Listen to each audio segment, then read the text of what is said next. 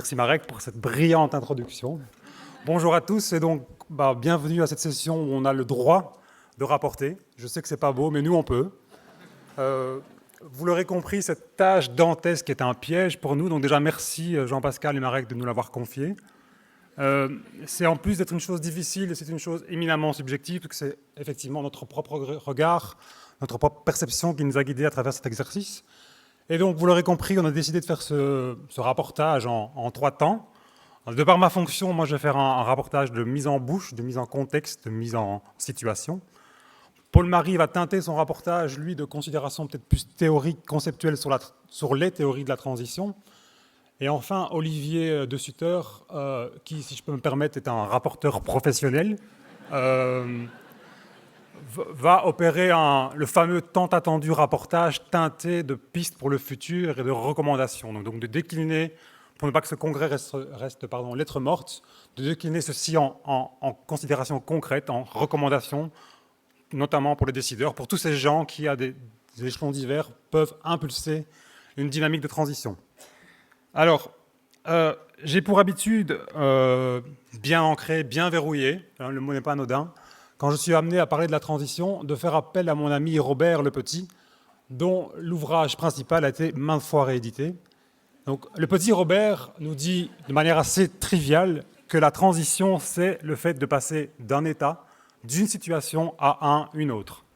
Alors, c'est vrai que c'est banal, mais s'il est crucial de réfléchir, et beaucoup de gens le font, aux alternatives possibles, au futur possible, il est tout aussi, voire peut-être même plus, c'est mon credo, de réfléchir à comment sortir, s'extirper de l'état, de la situation actuelle.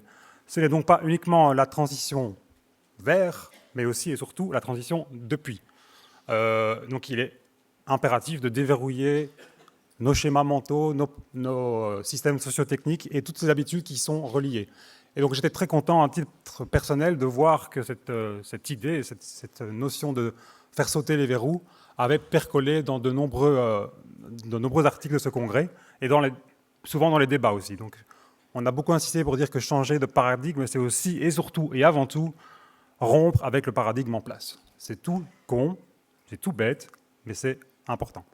Alors une autre considération transversale de ce congrès, j'étais surpris et finalement très content de voir que la thématique énergie au sens large, qui est ma thématique d'origine, la thématique aussi d'origine de nombreux travaux sur la transition, n'était plus forcément la plus représentée dans ce congrès. En effet, sur les 53 articles, si ma mémoire est bonne, il y en a une dizaine qui traitent plus ou moins, tant du côté consommation que production, de la thématique énergie, soit tout autant, et ce n'est pas, à mon avis, pas une coïncidence, que du nombre d'articles qui traitent de l'agriculture, qui, je pense, est peut-être la zone la plus riche, ou en tout cas la zone dans laquelle se posent de nombreuses questions, d'ailleurs certaines questions similaires à celles de la thématique énergie, hein, l'idée de rompre avec un système sociotechnique, l'idée aussi de dépasser les inerties comportementales qui sont reliées à ce système, donc les mentalités qui ont été façonnées pendant 50 ans, qui ont beaucoup changé en 50 ans. Donc voilà, c'était un point important que je tenais à souligner, et dans le même registre, une petite déception peut-être, de voir si peu d'articles traitant de la politique d'aménagement des territoires et des transports. Alors on pourra arguer, à raison d'ailleurs, que le besoin de se chauffer et le besoin de se nourrir sont plus importants que les besoins de se déplacer, mais la politique d'aménagement des territoires est fondamentale et elle conditionne beaucoup le champ des possibles des politiques de transition dans les autres domaines. Donc voilà, c'était un petit regret. Alors au-delà de ces considérations plutôt transversales, j'ai eu le plaisir, et j'espère que vous aussi, d'assister à un bon nombre de présentations et de débats riches et intéressant. Alors, la logique aurait voulu que je vous fasse une sorte de compilation best-of de ces éléments glanés ici, mais je n'étais pas très convaincu. Et pour ne rien vous cacher, hier soir, à une heure avancée de la nuit, j'ai pensé plutôt vous fournir une sorte de décodeur, de décryptage, mon décryptage, la grille de lecture avec laquelle j'ai pu, je pense, analyser pas mal des différents débats, divers et variés, peut-être pas tous. Et donc, je suis moi-même un économiste passionné par les apports des autres sciences, et notamment de la biologie en économie, et donc j'ai décidé de faire reposer mon décodeur sur la notion de viabilité. Viabilité, c'est une notion qui a été évoquée plusieurs fois d'ailleurs dans le congrès, et qui là je dois créditer quand même les travaux de Bernard Hilletard, grâce à ces travaux, on peut, de manière un peu schématique, réduire cette notion de viabilité à 2 dimensions. un dilemme à deux dimensions. Les anglophones parlent de trade-off, donc si on prend un peu plus d'un côté, on a un peu moins de l'autre. Alors, ce n'est pas une surprise, d'un côté, on a la quête obsessionnelle chère aux économistes d'une plus grande efficience. Quête qui s'est, vous le savez comme moi, manifestée par la plus grande concentration, la plus grande spécialisation. Sunita Narayan disait d'ailleurs une tendance à l'uniformisation de nos modes de vie. Ok, toujours plus d'efficience. Et l'autre versant de la viabilité, c'est la trop longtemps négligée notion de résilience, cette capacité à absorber les chocs et à maintenir nos fonctions. Donc ça, c'est l'autre pan de la viabilité qui demande, lui, à l'inverse de l'efficience, plus de diversité. Alors j'aime bien la notion de résilience. Tout à l'heure, j'ai entendu une belle analogie. Le chêne est résistant, le roseau est résilient. C'est une image très parlante, je pense que c'est Pablo Servigne qui l'a mentionné. Donc voilà, cette notion de résilience a été longtemps oubliée, mais c'est tout aussi important pour définir ce qu'est de la viabilité. Alors c'est bien évidemment du ressort de la science et de la démocratie de déterminer où est l'optimum, on ne se refait pas en tant qu'économiste, de viabilité, mais en tout cas, il ne se trouve certainement pas d'un côté du spectre, du côté de l'efficience. Donc il faut revenir en arrière, peut-être, souvent, vers plus de diversité. Et comme l'a dit notamment, enfin, si on adhère à cette idée qu'il faille plus de diversité, on va vers ce que Jérémy Rifkin a abondamment mentionné dans son exposé d'hier, notamment en énergie, qu'il faut aller vers plus de décentralisation. Alors on est souvent moins efficient, quand on voilà, mais on gagne peut-être en résilience, on gagne certainement en résilience. Alors ce qui est assez drôle, c'est que moi j'aime bien aussi de prendre un recul par rapport à tout ce qu'on considère comme acquis aujourd'hui. Et il y a 100 ans, il y avait la bataille des moteurs, comme on l'a appelé. Et la bataille des courants. Il y avait la bataille des moteurs aussi, mais il y avait la bataille des courants, entre Westinghouse et Edison. Et c'était déjà les mêmes questions qui se posaient. Centralisé versus décentralisé. On sait qui a gagné, peut-être qu'on devrait se reposer les mêmes questions. Alors c'est marrant parce que ce double écueil, recul historique et impératif de plus de résilience, finalement, il y a très peu de ce qu'on considère d'éléments, de ce que moi j'appellerais notre dogme d'aujourd'hui, qui résistent finalement à cet écueil. Je ne parlerai même pas de la croissance du PIB, cet indicateur obsolète.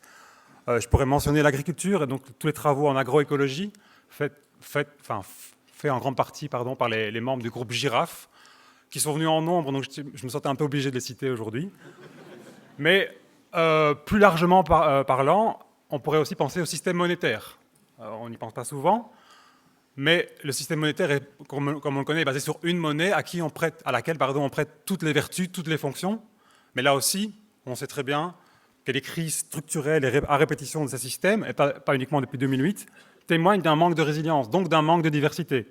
On a eu une session complète ce matin dédiée à cette question. Les monnaies, finalement, elles servent les institutions qui les ont mis en place, les institutions et les gens. Donc on peut et on doit se réapproprier cette question monétaire pour lui associer d'autres dimensions, d'autres finalités, environnementales, sociales et autres. C'est une question importante.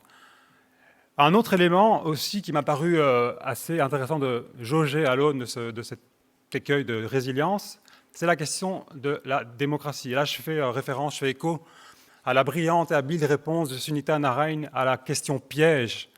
Marek Hudon aime beaucoup les pièges. Qui lui demandait des recettes, non pas de cuisine indienne, mais des recettes pour la transition en région wallonne, et question à laquelle elle a répondu que ça passe inévitablement par un renforcement de la démocratie. Et là aussi, bien que ce soit certainement le pire système à l'exception de tous les autres, la transition n'appelle-t-elle pas des formes plus diverses de démocratie, un renforcement de la démocratie par une plus grande diversité de la démocratie qui irait plus en phase, qui s'accommoderait mieux de cette décentralisation des pouvoirs dont parlait M. Rifkin, ce nombre d'initiatives décentralisées, disparates, qui naissent de manière ascendante et non plus top-down. Notre démocratie est top-down. Donc si on veut une transition bottom-up, on a besoin d'une démocratie qui la permette. Donc c'est un point que je ne connais pas très bien, mais qui me paraît assez important et qui a été maintes fois soulevé. Qui a le pouvoir, comment fédérer. Il y avait notamment aussi une enquête de M. Yannick qui montrait effectivement qu'on avait, en regard d'un désaveu marqué par rapport aux politiques, cela se doublait souvent d'une volonté d'agir déclarée, mais aussi d'un sentiment de manque de prise, dont ont l'heure des prises, même des multiprises, j'ai envie de dire. Donc voilà, la zone même de la démocratie, notre système censitaire à suffrage universel est lui-même aussi questionnable. Et enfin, je ne pouvais pas ne pas terminer par passer ma propre discipline, je suis économiste, j'ai coutume de dire de déformation, à l'aune de ce décodeur. Alors bien évidemment, la première chose à laquelle on pense, c'est que l'économie en place, l'économie mainstream, dominante, traditionnelle, néoclassique, appelons-la comme on veut, devrait ne pas être la seule à parler aux décideurs, à parler dans les médias. On devrait avoir plus de pluralisme en économie. Je prêche pour ma propre chapelle. Mais plus largement, on ne devrait pas avoir seulement les économistes comme sciences sociales qui parlent sur la transition. Plus largement, il devrait forcément y avoir un dialogue entre les sciences humaines et les sciences dures. Jean Pascal et Marek ont prouvé que cela était possible, même si c'était périlleux. Et alors, en fait, dans cette direction, j'étais très content d'entendre hier Dominique Méda, si je me rappelle bien, appeler à... Enfin, se prononcer sur le fait que la transition appelait peut-être la création, l'invention d'un nouveau champ disciplinaire, quelque part au carrefour entre la biologie, la physique, l'économie, un champ à créer. Et c'est assez intéressant, cette session était très intéressante pour moi parce que ça faisait écho aussi aux considérations auxquelles arrivait Géraldine Thierry qui travaille sur les indicateurs et qui, elle, appelait à une science post-normale, post-positive. Alors je me dis, moi, à quand la création d'un poste de professeur post-normal en transition à l'ULB? Je postule, je prends. Voilà. Et donc, merci la régie, c'est un petit gimmick qu'on a répété. Pour augmenter la résilience de cette propre session, il est important que je ne sois pas le seul à parler. Donc je vais vous remercier de votre attention, céder la parole et terminer avec les 2 citations qui m'accompagnent depuis maintenant quelques années, qui, je pense, retracent bien ma perspective et celle, je pense, de la transition. Donc c'est Einstein et Keynes. Je vous remercie.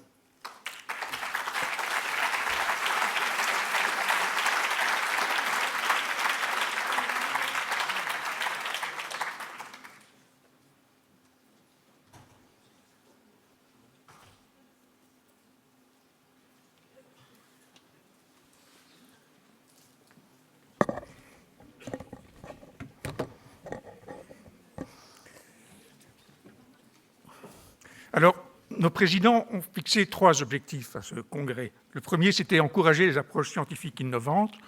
Le second, c'était promouvoir l'interdisciplinarité. Et le troisième, faciliter la reconnaissance des scientifiques qui travaillent sur le développement durable. Seul l'avenir nous dira dans quelle mesure ce congrès a contribué au 3e objectif. Mais en revanche, je crois qu'il est déjà possible de tirer quelques enseignements concernant la poursuite des 2 autres objectifs. Donc, la promotion de l'interdisciplinarité et l'encouragement à des disciplines, des approches scientifiques innovantes. Je pense qu'on peut considérer ces 2 objectifs non pas comme équivalents, mais en tout cas comme étant intimement solidaires. Une approche scientifique, pour être réellement à même de nous aider concrètement à opérer cette transition juste et démocratique vers un développement durable, doit nécessairement être interdisciplinaire. Et réciproquement, l'interdisciplinarité, pour être vraiment féconde ou même simplement possible, a besoin d'un cadre qui lui permette de se déployer efficacement et d'apporter une authentique valeur ajoutée, ce qui n'est pas toujours évident. Alors, nous n'avons pas le culte de la nouveauté pour la nouveauté, mais le fait est que les approches classiques, je dirais académiques, se sont jusqu'ici révélées relativement incapables de promouvoir une interdisciplinarité productive, à la fois sur le plan scientifique et sur le plan pratique. Du reste, à mon avis, le problème est peut-être moins l'absence pure et simple de cadres conceptuels et méthodologiques naturellement garants d'interdisciplinarité que, en fait, l'incapacité de notre système scientifique dominant à s'emparer de ceux qui existaient. Je pense par exemple que la cybernétique et la théorie des systèmes qui s'est développée après-guerre et dans les années 50 et 60, et qui a connu d'ailleurs des grandes heures ici à Namur, parce que les conférences internationales de cybernétique qui se tenaient à Namur ont eu une importance considérable dans le développement des disciplines, était garante et riche d'un potentiel d'interdisciplinarité que l'on n'a pas su saisir à ce moment-là et qu'on a laissé passer. Alors peut-être n'en ressentant pas le besoin à ce moment-là, mais maintenant, clairement, ce besoin, on le ressent, et donc le moment est effectivement venu de revenir à peut-être ces modèles-là, et on y revient avec la théorie des systèmes complexes, mais de s'en emparer maintenant de façon pratique et efficace. Je voudrais peut-être aller même un peu plus loin que que la recherche d'interdisciplinarité, et je pense que c'est de transdisciplinarité qu'on a besoin, mais j'y reviendrai. Alors, aujourd'hui, l'interdisciplinarité est, à mon avis, une exigence minimale. Ça veut dire que non seulement les diverses disciplines scientifiques doivent s'associer pour produire des connaissances indispensables à la transition démocratique et maîtrisée, mais il est absolument devenu nécessaire qu'elles soient également à l'écoute des savoirs pratiques et contextuels non disciplinaires dont sont porteurs les acteurs sociaux. La recherche en matière de développement durable s'inscrit en effet, pour l'essentiel, dans ce qu'on a pu appeler le mode 2 de production de connaissances, par opposition au mode 1, qui a caractérisé la façon dont se présentait, certainement dans l'imaginaire social, mais aussi largement dans les faits, la recherche scientifique au cours des 19e et d'une bonne partie du 20e siècle. Grosso modo, pour résumer, une science de mode 1, c'est une science qui se consacre à des problèmes que les scientifiques se posent à eux-mêmes, des problèmes qui viennent de l'intérieur de la recherche scientifique, donc d'origine endogène, et cela en se tenant le plus possible à l'écart des sollicitations et des influences de la société, et avec l'ambition de produire des résultats à vocation universelle. Il n'est de science que du général. Cette production de connaissances était alors le monopole des chercheurs des universités et des grandes institutions de recherche, qui n'acceptaient, et n'acceptent d'ailleurs toujours, dans le cadre du mode 1 qui continue à exister et qui a ses raisons d'exister, qui n'acceptent d'évaluation que par leurs pairs et selon leurs propres critères. Dernière caractéristique de cette science de mode 1, elle est fondamentalement monodisciplinaire. Depuis une cinquantaine d'années, se développait un nouveau mode de production de connaissances qu'on décrit comme étant le mode 2, qui lui est interdisciplinaire et qui, loin de se protéger des signaux et des interpellations du contexte de la société, au contraire, accepte de les recevoir et s'engage à essayer d'y répondre. Elle s'engage donc à produire des connaissances qui n'ont pas nécessairement vocation à être universellement valides, mais dont la validité est liée au contexte de leur production et de leur application. Enfin, visant l'adéquation au contexte, la science de mode 2 ne peut se passer des savoirs et des connaissances contextuelles, justement, dont sont porteurs les acteurs non scientifiques, au point que, dans le cadre de la science de mode 2, on parle généralement de coproduction de connaissances entre scientifiques et acteurs sociaux. Et bien entendu, dans le cadre de la recherche de mode 2, la production de connaissances n'est évidemment donc plus l'apanage exclusif des académies ou des institutions de recherche. Elle est hétérogène et elle peut venir d'instances aussi différentes que des entreprises, des ONG, de la fonction publique, etc. Et ce congrès, je crois, en porte témoignage que nous sommes, pour une grande part, dans ce modèle-là de science de mode 2, parce qu'il me semble que si on devait classer en aveugle, sans en connaître la provenance, les communications de ce colloque en deux tas, un tas pour les communications qui viennent de l'université ou de l'institution de recherche académique et un tas qui viennent d'autres types d'organisations, je ne serais pas étonné qu'au bout du compte, on ait plusieurs erreurs de classement et qu'on classe du côté des communications d'origine universitaire, des communications qui en fait viennent soit d'ONG, soit d'entreprises, et inversement, que des communications produites au sein de l'université soient en fait classées comme venant de la société civile. Et je pense que c'est une bonne chose, en fait. Bon, en bref, donc, la transdisciplinarité, c'est la conjonction de la contextualisation, ce qui en pratique le plus souvent, et en matière de développement durable, veut dire territorialisation, c'est-à-dire inscription dans un contexte territorial qui est donc à la fois un système écologique et un système socio-économique concret, quelle que soit l'échelle considérée de la planète à la commune. Et donc, territorialité, contextualisation, interdisciplinarité et participation. On peut donc être plus précis à propos des approches innovantes dont nous avons besoin. Ce sont celles qui nous permettent d'être tout cela à la fois, tout en restant, bien entendu, des scientifiques. Or, ce congrès a mis en évidence l'existence et la montée en puissance de telles approches innovantes. Et je voudrais, dans ce qui suit, me concentrer en particulier sur l'une d'entre elles, dont plusieurs communications de ce congrès montrent qu'elle est en voie de créer autour d'elle une véritable communauté de discours et de pratiques. Et ça, cette communauté centrée précisément sur le concept de transition, une communauté de discours et de pratiques, pas seulement dans l'univers francophone, mais au niveau de l'Europe tout entière, et bientôt elle se diffuse dans le monde. Elle est dédiée à la compréhension et au pilotage précisément des transitions. Alors, il s'agit de ce qu'on appelle en termes techniques l'approche multiniveau, multi-acteur des transitions technologiques, c'est une appellation un peu barbare. Elle a vu le jour essentiellement aux Pays-Bas et au début des années 2000.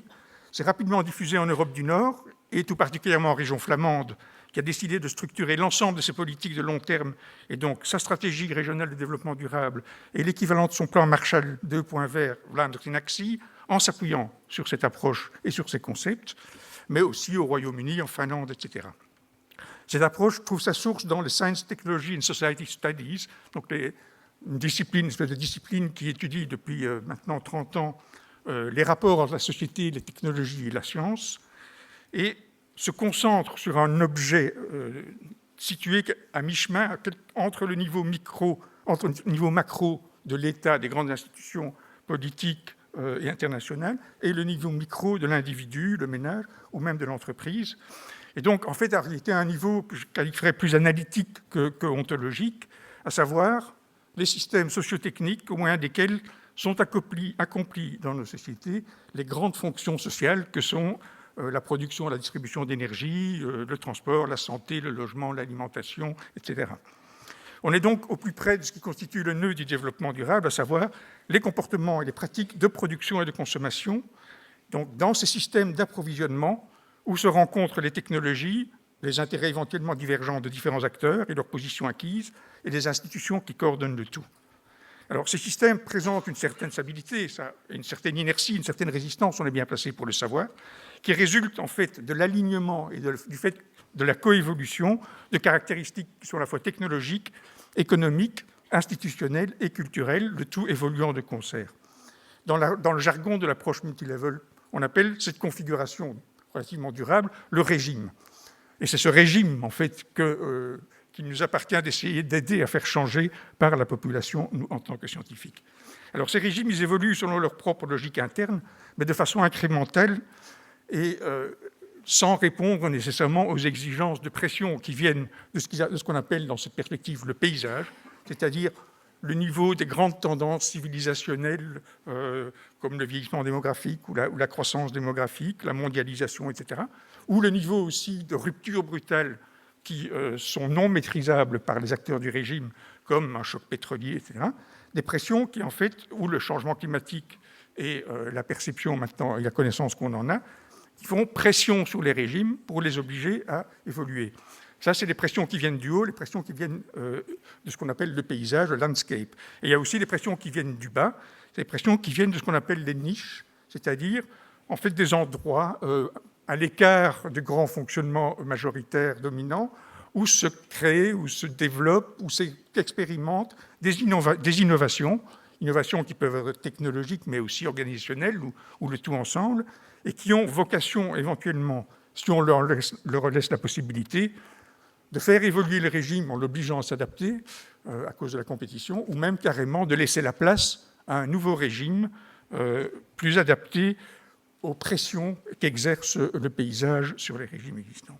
Et donc, une transition, c'est quoi ? C'est le processus au moyen desquels un système sociotechnique, par lequel un système sociotechnique change de régime, adopte des nouvelles méthodes et des pratiques radicalement nouvelles par rapport à celles du régime, où des nouveaux acteurs se substituent aux anciens, etc.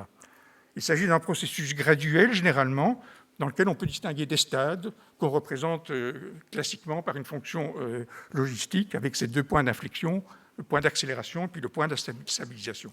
Donc, on a là un modèle de changement, de transition, qu'on a pu montrer s'adapter à nombre de transitions sociotechniques qui ont lieu dans le passé. Et ce sont ces études du passé qui alimentent, qui nourrissent la réflexion et la théorie du multi-level, multi-actors transition.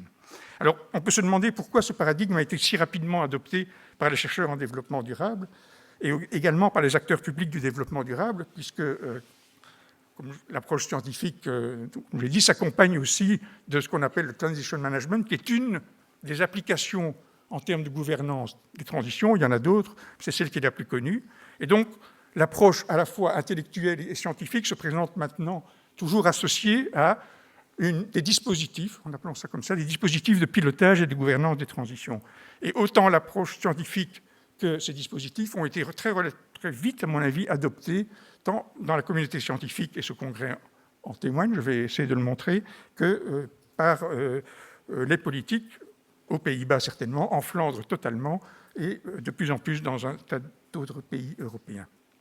Alors, il y a certainement plusieurs éléments de réponse à ça, mais je pense qu'un élément important qui jouait vraiment en la faveur, c'est qu'en fait, pour une fois, on avait quelque chose qui manquait quand même cruellement aux théories ou au modèle de développement durable, c'est en fait une théorie du changement social, point final. C'est-à-dire qu'on essaye de faire du changement social sans savoir en fait ce qu'était le changement social, comment ça se produisait, comment ça se déroulait. Je parle évidemment du changement social sociétal, même, il faudrait dire, donc changement social à une échelle assez large, et dans le changement social de moyen et de long terme. En fait, on n'avait pas ce genre de théorie. Et donc, cette approche, avec son modèle de la transition, son modèle des interactions entre le régime, le paysage et les niches, nous offre un cadre pour penser le changement, et pas seulement pour changer le pansement, comme disait Aurélien Gouteau, et donc nous donne une arme quand même pour donner sens à tout ce qu'on est amené à étudier en termes de résistance, en termes de potentialité des technologies, etc. Et c'est en plus une théorie qui, tout en reconnaissant le rôle fondamental des innovations technologiques, évite l'écueil du déterminisme technologique. Pardon, j'ai dit théologie. Voilà un lapsus intéressant. Oui. En reconnaissant donc le rôle des institutions, de la culture, des routines, des pratiques, etc., dans la mesure où tout cela fait système, où tout cela est interdépendant, hein, ce qui explique ce qui était bien montré dans plusieurs communications ici, le problème du verrouillage technologique. Ce verrouillage technologique tient au fait que précisément les différents éléments du système tiennent ensemble, forment système justement, et donc sont étroitement solidaires les uns des autres. Et donc, en se situant à ce niveau et en prenant pour objet la façon dont les technologies, les pratiques, les règles de conduite et les stratégies d'acteurs s'alignent les unes par rapport aux autres dans des structures fonctionnelles, qui, au niveau où on les considère d'ailleurs transgressent un peu les frontières souvent artificielles et disciplinaires entre ce qui relève du marché, de l'État, de la science, de la technologie, on échappe aussi à des débats relativement stériles sur l'assignation de responsabilités à telle ou telle institution ou à tel ou tel acteur, puisqu'on s'adresse en fait au système que forment les interactions entre ces acteurs. On sort aussi du piège des 3 piliers ou des 3 stocks de capitaux qui, malgré leur incontestable pertinence, ont trop souvent contribué à figer des postures disciplinaires et, ce qui est plus grave, à mon avis, aussi des positions corporatistes dans ce qu'on pourrait appeler des véritables verrouillages idéologiques et politiques. Alors, une deuxième raison qui peut expliquer le succès de cette approche est qu'elle offre un cadre à la transdisciplinarité en proposant un langage et une construction conceptuelle dans laquelle non seulement les différentes disciplines, mais peut-être pas toutes cependant, mais on ne va pas rentrer dans les détails, peuvent trouver place, peuvent s'inscrire, mais aussi les différentes parties prenantes, ces parties prenantes que du reste le Transition Management rassemble dans les arènes des transitions, où elles, ensemble, développent des visions d'avenir. Une minute. Bon. Alors, je vais venir peut-être tout de suite à montrer en quoi ce cadre aussi il est pratique. Je crois que dans ce congrès, en réalité, on pourrait classer l'ensemble des communications par rapport au cadre en question. Outre, bien entendu, les communications qui se sont inscrites directement dans ce paradigme, que ce soit en parlant de chimie verte ou en parlant de la filière, enfin pas de filière, du système socio-technique du bœuf blanc-bleu, etc., le cadre de la transition multilevel avait été adopté d'emblée et informait l'ensemble de la communication, mais même s'ils ne s'inscrivent pas directement dans ce paradigme, peuvent être raccrochés à ce paradigme de façon relativement aisée. Plusieurs communications, par exemple, peuvent se lire comme des analyses critiques des régimes dominants. On a remarqué déjà en passant l'importance du secteur de l'agriculture et de l'alimentation.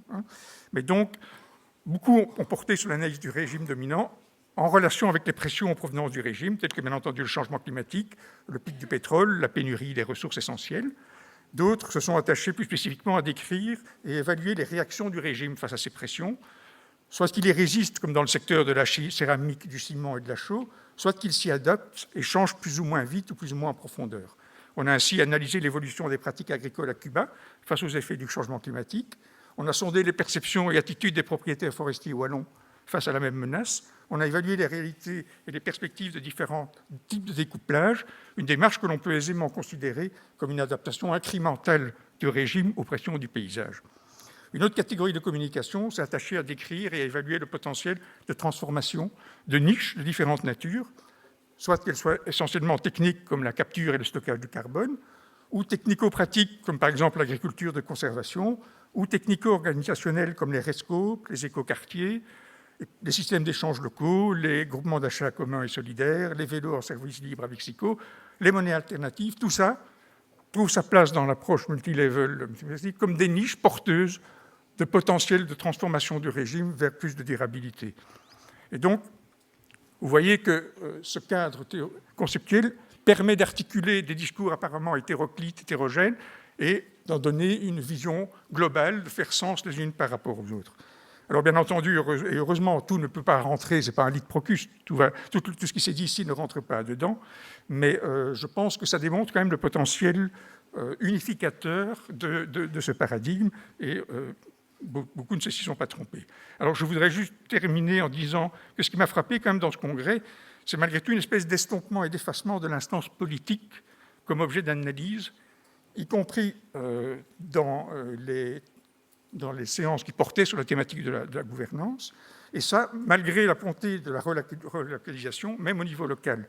Et je n'en prendrai pour signe qu'un seul indicateur. Il ne me semble pas avoir entendu une seule fois prononcer le mot « Agenda 21 », par exemple, dans cette instance, alors que tous les autres congrès de l'importance de celui-ci auquel j'ai assisté dans le passé, l'Agenda 21 était quelque chose qui était au centre d'un grand nombre de communications. Ici, il a relativement disparu.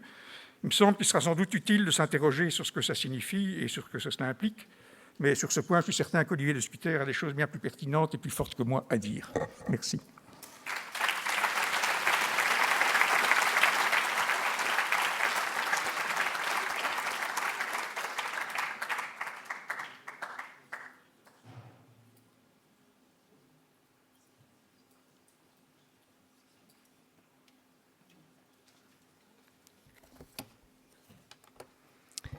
Ce que nous avons entendu à l'instant de la part de Paul-Marie Boulanger et Kevin Maréchal est tellement intéressant et brillant qu'il me sera difficile de ne pas en fait paraphraser sur beaucoup de points ce qu'ils auront dit. Il m'a été demandé cependant de dire quelques mots sur une dimension qui effectivement n'a pas été à l'avant-plan des communications qui ont été présentées au cours de ce congrès, qui est la question de la gouvernance et du rôle des pouvoirs publics dans l'aménagement de la transition vers le développement durable. Alors, je crois que ce congrès a été tout à fait magnifique pour déconstruire quelques fausses oppositions. Et je voudrais en prendre 5. Une première fausse opposition, c'est entre l'exigence démocratique d'une part et la nécessité de la transition écologique d'autre part. Il n'y a guère si longtemps, que disait-on ? Qu'au fond, la démocratie était inconciliable avec cette transition. La démocratie, c'est le court terme, c'est le poids des lobbies, c'est le succès qu'on évalue, le succès du politique qu'on évalue à chaque échéance électorale à sa capacité à faire progresser le produit intérieur brut. Et au fond, la conclusion que certains philosophes en tiraient, c'était qu'il fallait peut-être des solutions plus autoritaires. Rappelons par exemple, pour prendre un cas extrême, la position de Hans Jonas dans le principe responsabilité qui pensait qu'il n'y avait pas d'autre issue que celle-là. Ce congrès a montré cette opposition comme étant fausse. En fait, c'est une démocratie à haute intensité qu'il faut, où chacun exerce, comme le disait Jean-Pascal Van Ypersele avant-hier, son droit d'interpellation des pouvoirs où qu'ils soient, où chacun est vigilant pour faire rempart à l'obstruction précisément des lobbies, où chacun détient une partie, une clé de la solution. Démocratie participative, en d'autres mots, comme instrument de la transition. Et je relève d'ailleurs que dans une communication qui a été présentée aujourd'hui, Mamoudou Camara a étudié toute une série de pays qui ont tenté, ou qui tentent le découplage entre la croissance économique et le développement d'émissions de gaz à effet de serre. Et il a constaté que plusieurs facteurs pouvaient expliquer que dans certains pays, l'on parvenait à ce découplage. Le niveau de développement du pays importe, puisque les pays qui rattrapent d'autres en acquisition de technologies propres ont une croissance qui, brièvement, sera plus rapide que ne l'est l'émission de gaz à effet de serre. Autre facteur, c'est la structure de l'économie. Une économie qui passe à une économie de services parvient pendant un temps à opérer un découplage, mais le critère décisif, et le seul qui permet un découplage à long terme, c'est le rapport socio-économique à l'environnement, nous disait-il. C'est-à-dire, au fond, la mobilisation des opinions publiques, la capacité pour les citoyens d'exercer un droit de regard sur le politique, l'obligation de rendre des comptes des politiques et l'obligation pour chacun d'être vigilant là où il ou là où elle se trouve. Deuxième opposition que ce congrès a conduit à déconstruire, c'est entre, au fond, deux approches très contrastées de ce à quoi la transition va ressembler. D'un côté, nous avons des visionnaires qui ont confiance dans le mirage des nouvelles technologies. Pourvu qu'on veuille bien attendre qu'elles se manifestent, elles sont peut-être de nature à apporter les solutions. Et d'un autre côté, on a l'intuition et parfois la conviction que rien ne sera possible sans une sorte de transformation anthropologique, l'utopie d'un homme nouveau qui changerait ses comportements et son rapport à la nature. On a d'un côté Jérémy Rifkin, les technologies vertes, les incitants externes, la fiscalité verte, les outils réglementaires, tous les incitants externes qui veulent, de l'extérieur en quelque sorte, nous inciter à changer notre comportement. Et puis il y a d'un autre côté ce message très fort, je crois, de Sunita Narayan qui nous disait, au fond, c'est une nouvelle conscience dont nous avons besoin, élargie dans l'espace et dans le temps, élargie dans l'espace pour être attentif à ce qu'a comme conséquence chez les voisins ce que nous faisons chez nous, attentive aussi élargie dans le temps, puisque nous devons être attentifs aux générations futures. Au fond, je crois que cette opposition ne concerne pas seulement, d'un côté, l'écologisme du Nord des riches et l'écologisme du Sud des pauvres. C'est aussi chez nous que cette dualité se manifeste. Pour deux raisons. D'abord parce que le découplage est très difficile et probablement impossible à réussir, comme le montrent les travaux de Tim Jackson, qu'on se réjouit tous d'entendre dans un instant, et comme l'ont montré aussi Georges Bastin et Isabelle Cassirs dans une tentative, au fond, de projeter des scénarios où ce découplage pourrait être réalisé en montrant les conditions héroïques qui devaient être remplies pour qu'il puisse se faire. Mais en outre, il y a ce qu'on appelle l'effet rebond, c'est-à-dire que là où des économies sont réalisées grâce au passage à des technologies plus propres, moins gourmandes en énergie, l'on risque qu'une partie des revenus libérés par ces économies soit réinvestie dans la consommation, ce qui conduit à une fuite importante du système. Alors, comment sortir de cette apparente tension? La solution technologique ou la solution par une adhésion à des valeurs de sobriété choisies, une transformation de nos conceptions de la prospérité. Eh bien, je crois que Kevin Maréchal et Paul-Marie Boulanger nous en ont donné une illustration. C'est, au fond, la multiplication des opportunités de participation citoyenne dans les gestes de la vie quotidienne, ce que, d'une certaine manière, Kevin Maréchal appelait aussi la démocratie multiprise, j'adore cette expression, et qui doit rompre cet écart entre le consommateur sensible aux signaux des prix, et donc à l'outil réglementaire ou fiscal, et le citoyen préoccupé du sort des autres, des générations futures, de celles et ceux qui sont loin. Que chacun soit, au fond, à travers ces prises qu'il peut exercer, le consommateur que nous ne devons jamais cesser d'être. Par ailleurs, je crois qu'il y a dans beaucoup de communications qui ont été présentées une alternative à la solution technologique qui passe par l'innovation sociale. Les chaînes courtes, les jardins potagers communautaires, la mise à disposition de vélos, de voitures, de tondeuses à gazon qui peuvent être prêtées entre voisins ou mises à la disposition des citoyens d'une même commune, sont des manières de décloisonner ces deux êtres que nous sommes toujours à la fois, les consommateurs, soucieux de notre bien-être égoïste, et les citoyens, soucieux de faire des choses que nous puissions revendiquer. Troisième opposition qu'il faut déconstruire, c'est entre deux conceptions du développement durable. Le développement durable, c'est trois piliers, social, économique, environnemental. Mais on a entendu des propos très forts insistant sur le fait qu'au fond, l'horizon devait être la justice sociale, l'économie n'est jamais qu'un moyen, et les contraintes écologiques ne sont jamais que des limites externes. Et que donc, il serait erroné et trompeur de placer ces trois piliers du développement durable sur un même plan, comme s'il fallait raisonner sur eux en termes de vases communicants. Pour ma part, je crois que l'économie est au service d'autres valeurs. Je crois cependant que le rapport entre justice sociale et transition écologique, environnement, ne peut pas être conçu simplement comme l'une étant la fin et l'autre étant la contrainte externe. Je crois, au risque de me répéter, que la justice sociale est une condition de réussite de la transition écologique parce que la justice sociale, c'est une manière de désacraliser la croissance. C'est une manière de montrer que la croissance n'est pas, au fond, nécessairement l'horizon du politique. La croissance, jusqu'ici, est principalement légitimée par le fait qu'elle permet de retarder des politiques sociales redistributives plus radicales.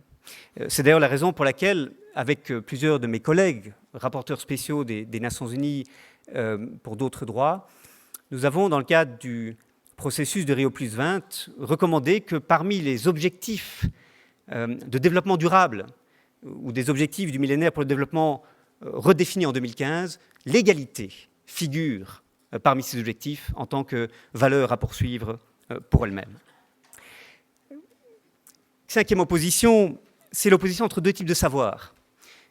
D'un côté, le savoir expert, top-down, produit au sein des universités, et d'un autre côté, le savoir profane, bottom-up, issu des expérimentations sociales, et pouvant progresser grâce à ce que Christian Hansberger appelle la sociodiversité, ce que Kevin Maréchal, il y a un instant, appelait la diversité comme source de résilience. Au fond, c'est l'idée d'un savoir décentralisé, qui est aussi un savoir plus démocratisé, que chacun peut contribuer à produire en recherchant, dans le contexte dans lequel il ou elle se trouve, les solutions que sa situation appelle. Alors, ceci appelle naturellement un dialogue entre différentes disciplines pour définir les outils, les solutions qui peuvent répondre à des problèmes tels qu'ils se posent dans tel ou tel contexte, répondre à une demande en partant des problèmes qui se posent dans les tentatives, les expérimentations de transition dans des situations concrètes. Et le rôle du scientifique, c'est effectivement de se mettre au service de ces expériences. Travailler à lever ces obstacles que rencontrent les acteurs sociaux dans le développement de solutions, travailler au déverrouillage de ces systèmes socio-techniques, socio-économiques qui font obstacle à la diffusion des innovations. Et c'est cela aussi que Philippe Barret disait quand il disait « partons du problème et remontons alors aux solutions ». C'est cela également l'appel que lance Paul-Marie Boulanger quand il dit « il faut passer à une science de mode 2 », une science en mode 2 qui n'est pas une science descendante, mais qui est une science ascendante, qui cherche à partir des questions que posent les acteurs sociaux. Cinquième et dernière opposition, c'est entre la nécessité de la coopération internationale, de solutions globales, afin de surmonter les blocages que représente la concurrence sur des marchés de plus en plus mondialisés, d'une part, et d'autre part, la recherche de solutions au plan local, national. Je crois que cette apparente opposition, source de paralysie aujourd'hui, parce que beaucoup de choses ne se font pas, parce que l'on attend de pouvoir convaincre d'autres de monter à bord de transformations plus radicales, cette opposition également a été déconstruite au cours de ce congrès. D'abord parce que dans un monde interdépendant, la souveraineté n'est réelle dans le chef de chaque État que si elle est partagée. Ce que montre de manière paradigmatique la question des biens publics mondiaux, discutée au cours des ateliers présidés par Johan Eijkmans, Michel Wautlet, Pierre Rosaire, où la collaboration entre les nations est la condition même de l'autodétermination au plan local et national. L'expérimentation locale dépend de ce que l'environnement international puisse rendre possible ces expérimentations. En outre, dans un monde multipolaire où des économies émergentes cherchent à se faire une place bien légitime dans les enceintes internationales, il faut reconnaître que tous les pays auront des trajectoires très différentes. Et les institutions multilatérales en prennent conscience aujourd'hui. Que font-elles aujourd'hui? Elles ne sont plus là pour donner des recettes, des solutions que chacun va devoir mettre en œuvre d'une manière très formaliste. Ces institutions, de plus en plus, sont là pour identifier ce qui marche chez les uns afin que les autres puissent apprendre de ce qui a réussi. Ce sont des institutions qui favorisent l'apprentissage collectif, qui laissent à chaque région, à chaque État, une certaine autonomie, en contrepartie, avec une obligation pour chacun de rendre des comptes, d'être évalué, afin que d'autres puissent apprendre de ce qui a été fait. Et c'est le sens, par exemple, de ces indicateurs alternatifs que l'on cherche à développer dans le cadre de la discussion sur les objectifs de développement durable qui suit Rio+20. Enfin, je dirais que, bien qu'il y ait ces interdépendances entre le local et le global, les avancées au sein de chaque État peuvent être un atout pour la progression au plan international. Et ceci d'abord parce que chaque État peut utiliser de sa position sur les marchés pour inciter à ce que les négociations internationales avancent plus rapidement, notamment en subordonnant l'accès à ces marchés à ce que d'autres États fassent des efforts. Je vois la menace arriver, j'arrive à mes conclusions, mais donc je crois que chaque État peut faire beaucoup plus qu'il ne veut bien le reconnaître parfois, pour notamment faire progresser la négociation internationale à partir d'une réflexion sur les conditions de l'accès à ces marchés, et aussi parce que l'on n'est jamais crédible dans les négociations internationales que quand l'on est cohérent par rapport aux valeurs que l'on prétend imposer aux autres. Et c'est simplement en étant irréprochable de soi-même que l'on peut prétendre faire la leçon à l'échelle internationale. Alors, il faut donc commencer ici, c'est possible, et il faut commencer maintenant, c'est urgent. Et je dirais que cela appelle, j'en termine par là Jean-Pascal, ça appelle à, au fond, enrichir le rôle du politique. Au fond, nous sommes habitués à ce que le politique joue, je dirais, 3 rôles. Le rôle de chef d'orchestre, la planification, la stratégie de long terme, l'économie de guerre sans la guerre pour réussir la transition, si vous voulez. Et je sais que Nadine Gouzet, Dominique Méda, par exemple, sont très sensibles à ce rôle d'acteur fort que l'État doit accepter de jouer pour réussir la transition. Deuxièmement, on est habitué à l'État régulateur qui utilise la fiscalité, la réglementation, et ceci pour inciter les acteurs économiques à opérer cette transition. On est habitué aussi à l'État investisseur qui favorise le développement de nouvelles infrastructures, de nouvelles technologies vertes. Il faut aussi, quatrièmement peut-être, un État facilitateur, un État stimulateur qui favorise les niches d'innovation sociale, notamment à l'échelle locale, levant les obstacles, les verrous, opérant au déverrouillage. Et ça veut dire être à l'écoute de ce qui se fait sur le plan très local pour identifier les obstacles à ce que ces expériences locales se diffusent plus largement et puissent déboucher à des échelles plus vastes. Et donc mon souhait, Monsieur le ministre, c'est qu'il y ait une suite à ce premier congrès interdisciplinaire de développement durable. Et peut-être que le deuxième congrès, pas tout de suite, parce que c'est vrai que pour nos présidents, Marie Cudon et Jean-Pascal Van Ypersele, c'était des mois et des mois de préparation et toutes les équipes qui les ont accompagnés. Mais je pense qu'autour de nous, il y a beaucoup de gens qui ont participé à ce congrès et qui veulent que l'on avance dans une direction qui soit encore plus ouverte sur la société civile et sur le politique. Et peut-être que ce qu'il faudrait imaginer, c'est au fond examiner ce qui se fait de prometteur au plan local, au plan régional, au plan national, au plan européen et international, et voir comment ces différents niveaux peuvent s'appuyer les uns les autres pour que les expériences locales puissent être alors encouragées par une transformation progressive du contexte plus global. Au fond, c'est ça, partir des problèmes tels qu'ils se posent dans le contexte où ils émergent pour cheminer vers les solutions. Merci Jean-Pascal.